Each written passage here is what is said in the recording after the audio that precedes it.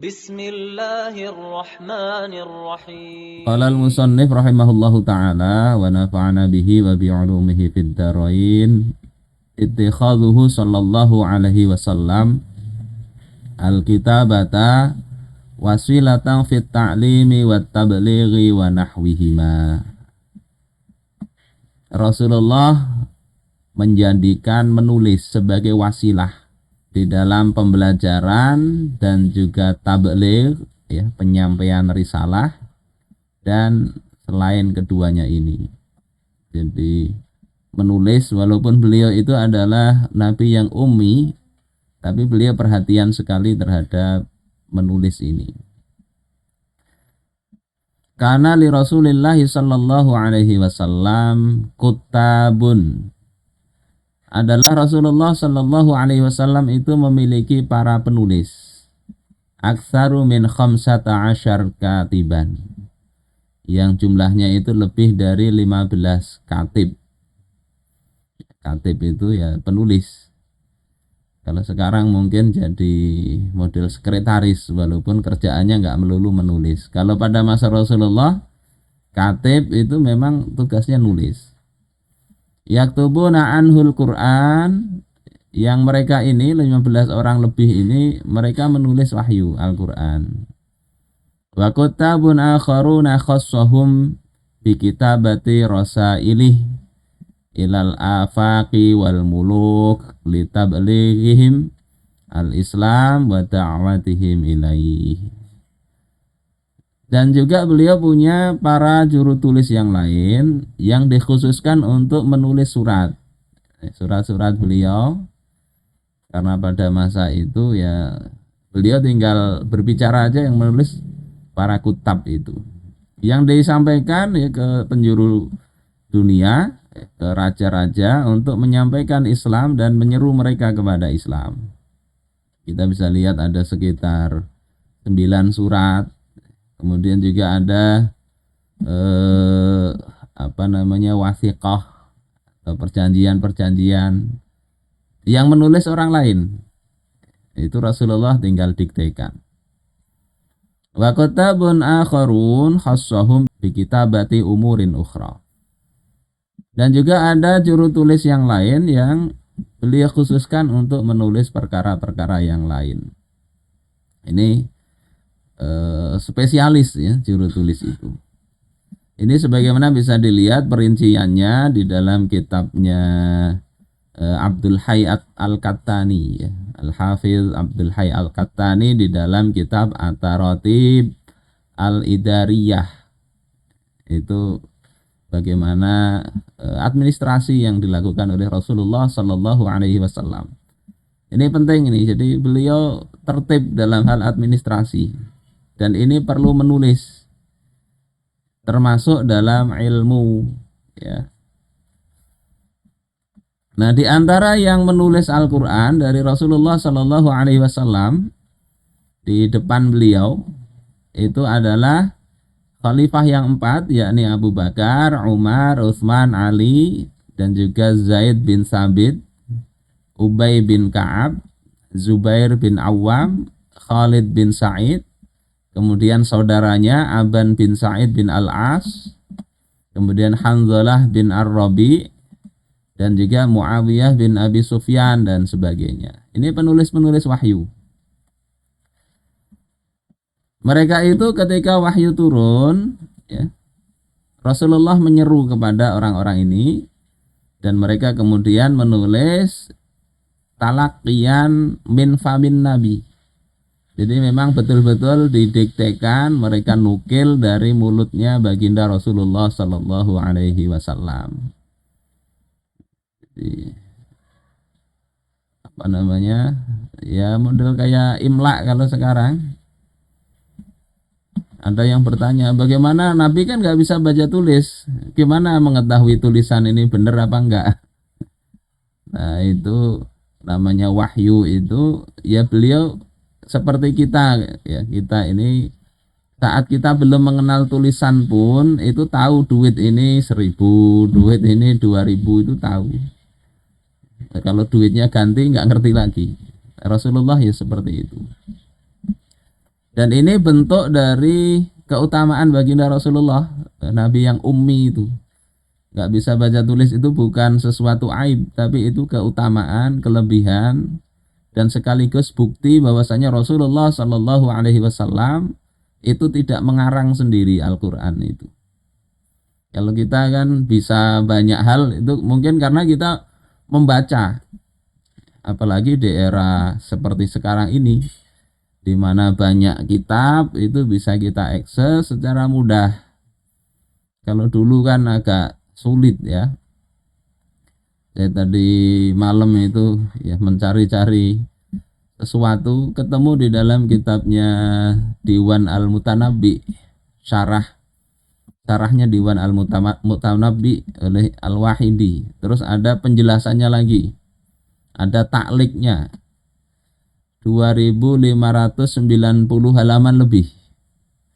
Itu bicara tentang syair-syairnya Al-Mutanabbi dan penjelasannya. Itu bisa kita dapatkan. Kalau cari di perpustakaan mungkin ya sulit. Terus kita mudah mengaksesnya karena dengan online ini kita mencari apa tinggal kita search. Di dalam kitab itu tinggal kita search kalimat apa bisa ketemu. Nah, ini perlu pengetahuan untuk membaca. Kalau nggak bisa baca nggak bisa.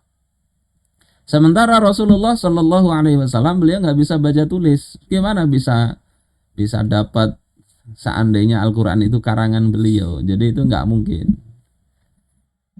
Jadi itu adalah sebuah kemuliaan bagi baginda Rasulullah Shallallahu Alaihi Wasallam. Para ahli tafsir seperti itu penjelasannya. Waswaha anhu Shallallahu Alaihi Wasallam annahu adzina li ba'di ashabihi bi kitabati hadithihi. Dan juga telah sahih riwayat dari Rasulullah Shallallahu Alaihi Wasallam bahwasanya beliau mengizinkan sebagian sahabat untuk menulis hadis beliau. Bal amara ba'da ashabihi bi kitabatihi aydan. Bahkan bukan mengizinkan tapi beliau menyuruh sebagian sahabat untuk menulis hadis sejak awal itu. Jadi tidak tepat kalau dikatakan hadis itu ditulisnya belakangan. Sejak masa awal-awal itu juga sudah ditulis, tapi tidak semua sahabat. Di antara yang disuruh oleh Rasulullah menulis hadis itu adalah Abdullah bin Amr. Dari beliau beliau katakan kuntu aktubu kulla syai'in asma'uhu min Rasulillah sallallahu alaihi wasallam, adalah aku ini menulis semua yang berasal dari Rasulullah sallallahu alaihi wasallam yang ku dengar. Ini luar biasanya sahabat. Kalau kita kan ada penjelasan dari guru kita, mungkin kita milih-milih ya. Ini kita tulis enggak? Bahkan kadang malas nulis. Nanti aja cari rekamannya. Tapi ini Ibnu Umar, Ibnu Amr itu menulis apa yang didengar dari Rasulullah Sallallahu Alaihi Wasallam. Uridu hifdhahu, di mana aku tulis itu karena aku ingin menghafalnya. Jadi orang bahari, orang dulu ketika belajar itu dihafal. Termasuk kami ketika mengaji dulu, ya dicatatkan oleh guru kita, walaupun ngaji non formal, hafal, suruh hafal. Sistemnya begitu. Sampai kitab Aqidatul Awam itu hafal kita dulu. Nanti masuk ke Jurumiyah suruh menghafal. Itu adab dulu. Kalau sekarang sudah nggak hafal-hafalan lagi. Fanahatni Quraisyun, kata Ibnu Amr. Maka orang-orang Quraisy itu melarangku menulis apa yang ku dengar dari Rasul. Mereka katakan, innaka taktubu kulla syai'in tasma'uhu min Rasulillah sallallahu alaihi wasallam. Engkau menulis semua hal yang engkau dengar dari Nabi sallallahu alaihi wasallam. Wa Rasulullah sallallahu alaihi wasallam basyarun. Sementara Rasul itu adalah manusia, yatakallamu fil ghadab war ridha. Beliau itu bicara saat marah dan saat senang, saat ridha. Tentunya kalau ditulis semua agak kurang pas. Fa amsaktu anil kitab. Maka aku kemudian menahan diri atau berhenti dari menulis. Fadzakartu dzalika li Rasulillah sallallahu alaihi wasallam, kemudian aku sampaikan hal tersebut kepada Rasulullah sallallahu alaihi wasallam, maka beliau katakan, "Uktub, tulis saja. Fa walladzi nafsi biyadihi ma kharaja minni illa haq." Demi zat yang diriku ada dalam genggamannya, tidaklah keluar dariku, yakni dari mulut beliau, illa haq, kecuali kebenaran.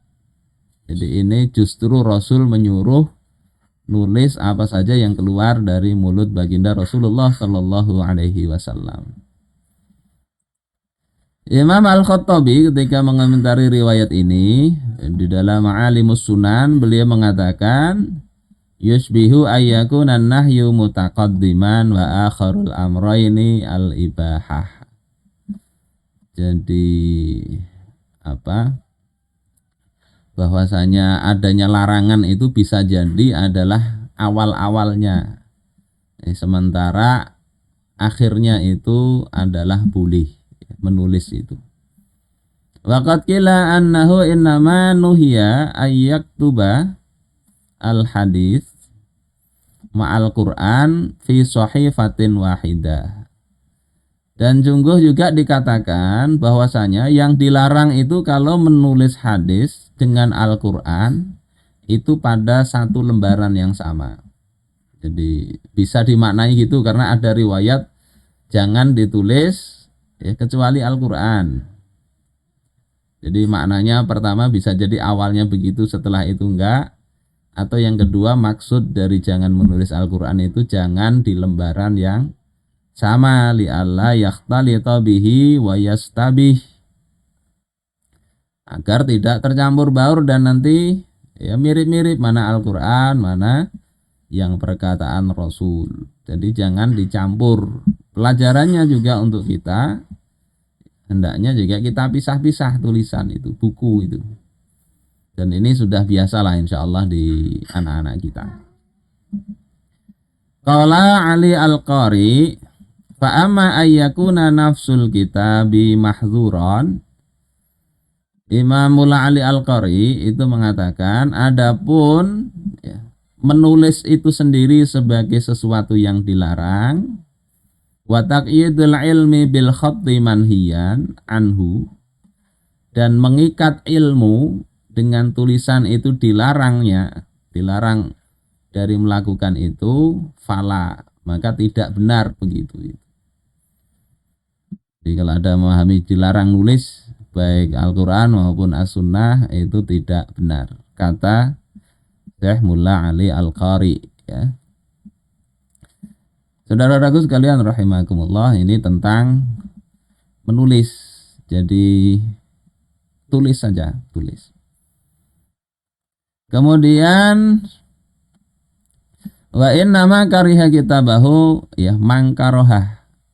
Sesungguhnya yang tidak disenangi menulis itu adalah bagi orang yang memang nggak senang nulis, li'annahum kanu huffadzan, karena mereka itu orang-orang huffadz yang hafalannya kuat, sehingga memang kalau seperti itu nggak senang menulis mereka. Menulis itu bisa jadi aib, menunjukkan nggak kuat hafalan.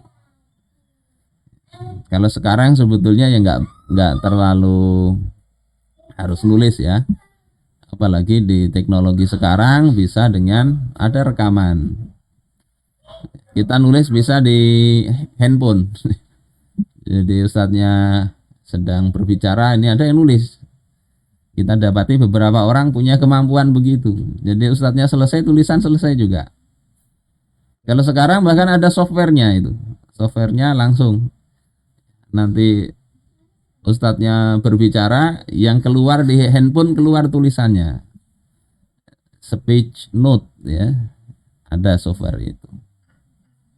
Jadi bagi orang yang hafalannya kuat memang lebih baik fokus mendengarin, nggak usah menulis. Nah, tetapi yang setelah mereka itu yang nggak lagi. Lama-lama itu kan jangankan hafalan ya, karena ilmu itu sudah berkembang begitu rupa, terlalu banyak kalau dihafal, maka akhirnya fokusnya bukan ke hafalan. Kadang nomor sendiri, nomor telepon itu banyak juga nggak ingat. Memang sudah zamannya begini. Walidzalika qala Asy-Sya'bi, karena itulah Asy-Sya'bi mengatakan ketika zaman berubah ini sudah nggak begitu mudah lagi menghafal, ya, kata beliau, idza sami'ta syai'an, kalau engkau mendengar sesuatu yang tentunya bermanfaat, ya, faktubhu, maka tulislah, walau fil haito, walaupun menulisnya itu di dinding, tulis. Jadi kalau saya sendiri dulu punya kebiasaan memang kita tulis di kertas itu, kita tempel di dinding. Jadi dinding kamar itu banyak catatan, entah itu matematik, entah itu fisika, entah itu bahasa Arab. Tulis, itu kuncinya. Kita termasuk orang-orang belakangan, tidak seperti generasi awal yang mendengar hafal, enggak begitu. Sehingga kita perlu dibantu dengan tulisan. Coba aja praktekkan, insya Allah mudah kita menghafalnya itu. Jadi tulisan itu untuk mengikat ilmu itu. Enggak perlu panjang-panjang, ya sedikit tempel. Yang kira-kira kita melihat dengan mudah tulisan itu. Ini tambahan dari saya, tidak ada di kitab. Ya. Imam Asy-Syafi'i mengatakan di dalam diwan beliau, Diwanus Syafi'i, al-ilmu soidun. Ilmu itu seperti binatang buruan. Wal kitabatu qaiduh.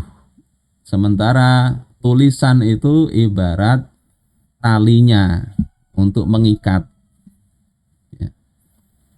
Qayyid suyudaka bil hibalil wathiqah. Ikatlah buruan engkau itu dengan tali yang kuat. Kata beliau begitu di dalam syair beliau itu. Ikat dengan tali yang kuat. Makanya di bab adab belajar itu kalau nulis yang bagus, jangan terlalu kecil. Karena kalau kecil nanti sudah agak tua, nggak bisa melihat lagi. Saya sendiri kalau baca yang kitab apa namanya di kitab yang buku begini agak susah, agak kurang senang. Senangnya ya yang di laptop. Apa salah satunya karena bisa kita besarin tulisannya. Kalau di buku ini kecil-kecil. Lihatnya kacamata harus betul-betul kita melihat betul, konsentrasi baru terlihat. Kalau di komputer bisa dibesarin. Makanya kalau nulis juga jangan terlalu kecil. Nanti nggak bisa baca, menyesal. Ya, bil hibalil wathiqah, dengan tali yang kuat. Kemudian kata beliau, faminal hamaqah antasida ghazalah. Termasuk kedunguan kalau engkau itu berburu kijang, watat rukaha bainal khalaiqi taliqah. Tapi setelah dapat kijang, engkau biarkan kijang yang sudah engkau buru itu ya, berkeliaran bebas di antara makhluk-makhluk yang lain. Jadi apa artinya? Berburu, ditangkap, setelah itu dilepas lagi, nggak diikat. Ini menunjukkan pentingnya menulis. Bahkan Imam Asy-Syafi'i itu juga menulis. Kalau ini kata Amirul Mukminin Umar bin Al-Khattab. Juga dalam riwayat yang lain ini kata Anas bin Malik. Kata beliau, qayyidul ilma bil kitab. Ikatlah ilmu itu dengan tulisan. Jadi tulis. Sering saya katakan, kami dulu itu belajar ngaji juga begitu. Walaupun ngajinya itu privat begitu ya. Waktu SMP itu ngaji, datangi orang, gurunya menuliskan beliau. Yang datang cuma bertiga sampai berenam, awal-awal bertiga. Kita tulis juga, masih pakai, belum ada listrik. Setelah itu suruh menghafal, kita hafal. Kita nggak banyak nanya waktu itu. Kalau sekarang mungkin saya berpikir kok ngaji begitu untuk apa? Tulis hafal, tulis hafal. Pahamnya nggak begitu paham, mungkin ya sesuai dengan level usia saat itu masih belum begitu paham, tapi suruh menghafal dan menulis. Ini penting karena dengan menulis itu pula kita terbantu juga untuk mengingatnya. Kalau nggak percaya coba aja, apa yang kita sering lupa tulis, insya Allah lebih mudah ingat. Kalau lupa tulis lagi, tulis lagi. Prinsipnya begitu, dan ini uslub yang bisa digunakan di dalam pendidikan. Suruh itu siswa nulis apa yang dia sering lupa. Ya, kalau nggak cukup sekali suruh nulis ya, 5 kali, 10 kali, insya Allah lebih kuat ya ingatan dia itu. Kata Umar begini, ikat ilmu itu dengan menulis.